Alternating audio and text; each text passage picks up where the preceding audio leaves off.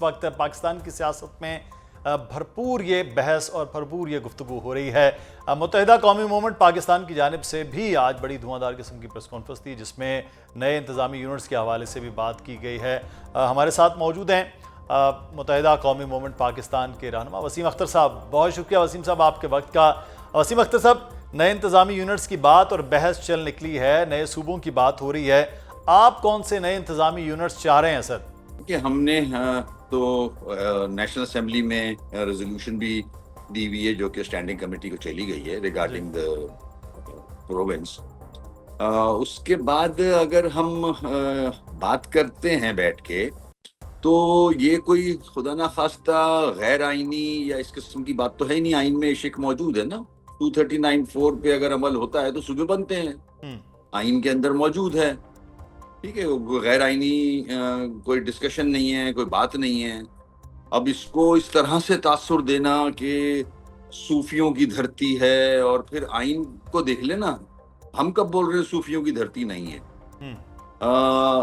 आप उस नहज पे ले आए हो पूरी कौम को, चाहे वो सिंध की बात नहीं कर रहा, मैं पूरे मुल्क की बात कर रहा हूँ। जिस तरह से गवर्नेंस, जिस तरह से परफॉर्मेंस नून की और पीपल्स पार्टी की रही है, अगर आप हिस्ट्री उठा के देख लें, 3-3 दफा सब वजीर आजम बन चुके हैं।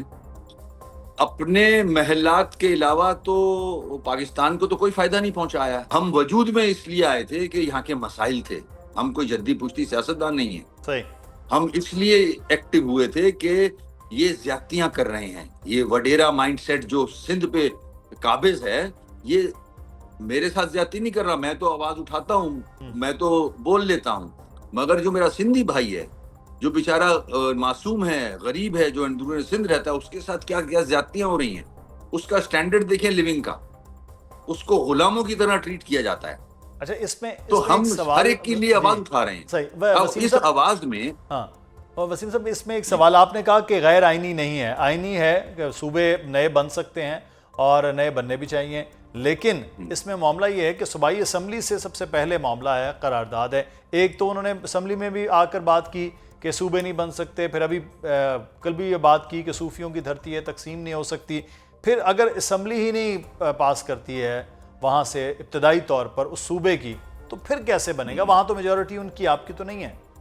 देखें, वो भी प्रोसीजर अडॉप्ट किया जाएगा ना। मैं कब बोल रहा हूँ गैर आइनी बात करें? आपके पास बहुत सारे ऑप्शंस है ना इनमें। आपके पास रेफरेंडम भी है, आपके पास 239(4) भी है। फिर जो साहिब इक्तदार, जो लोग ये कह रहे हैं कि अब सिस्टम कोलैप्स हो चुका है, तो ये दोनों जमातें ही रूल करती रही है ना। और फिर ये तासुर देना, इसको लिसानी रंग देना, जो कि बिल्कुल गलत है। कोई खुदा ना खास्ता सिंध टूट थोड़ी रहा है, किसी और मुल्क में शामिल थोड़ी होने जा रहा है। सिंध तो सिंध ही रहेगा। एक एडमिनिस्ट्रेटिव यूनिट्स कह लें उसे, सूबे कह लें, वो बनेंगे। सूफी का मामला तो यही रहेगा, सूफियों को कोई डिस्टर्ब नहीं कर रहा। ज्यादतियां तो आपने सूफियों के साथ की हुई है। आपने हाल क्या किया हुआ उनका, उनकी लिविंग का? आपने कोई चीज प्रोवाइड नहीं की हुई उन्हें, सिर्फ आप इस्तेमाल करते हो। आप तो बजट भी इस्तेमाल करते हो, आप तो करप्शन करते हो। आप बजट में से 850 अरब रुपया करप्शन की नजर करते हो। बेनजीर इनकम सपोर्ट प्रोग्राम के उस पे बैनर पे सब करप्शन करते हो। और फिर आप कर कैसे सकते हो ये काम? ये बजट का पैसा है, ये आवाम के टैक्स का पैसा है। आप अपनी सियासत चमकाने के लिए, आपकी पॉलिटिकल जो कैंपेन होती है उसको रन करने के लिए आप इतना बड़ा अमाउंट खर्च करते हो, और खर्च भी नहीं करते, उस पर करप्शन करते हो। दूसरी तरफ आप फौज को क्रिटिसाइज करते हो कि डिफेंस का बजट बहुत ज्यादा है, उसको तो आप बड़ा आराम से क्रिटिसाइज करते हो। अपने आप को नहीं देखते। आप 850 अरब रुपया जो है वो करप्शन की नजर करते हो और बैनर लगाते हो बेनजीर इनकम सपोर्ट प्रोग्राम का। सही। अच्छा, वसीम अख्तर साहब, परफॉर्मेंस की वजह से, आपकी इन हरकतों की वजह से, आपकी इन हरकतों की वजह से नकवी साहब को आना पड़ गया ना। नहीं, नकवी साहब के जो कह रहे हैं कि सिस्टम कोलैप्स हो गया है, तो सिस्टम अगर तब्दील होता है, ये सिर्फ सूबे बनना सिस्टम होगा या फिर सिस्टम पूरे का पूरा ही निज़ाम तब्दील होना चाहिए? क्योंकि इस निज़ाम के तो आप भी कहीं ना कहीं बेनिफिशरी हैं, आपके पास वजारतें हैं, आप सियासी जमात हैं, आप इलेक्शन लड़ते आए हैं पार्लियामान में, बल्कि आप तो खुद भी एक सबसे बड़े शहर के मेयर भी रहे हैं। तो बेनिफिशियरी तो आपकी सियासी जमात भी है। तो ये सिस्टम क्या है जिसके तब्दील देखिए, होने की बात हो रही है या कोलैप्स हो गया ये? बिल्कुल हम साथ हैं, मगर हम रिसीविंग एंड पे हैं ना।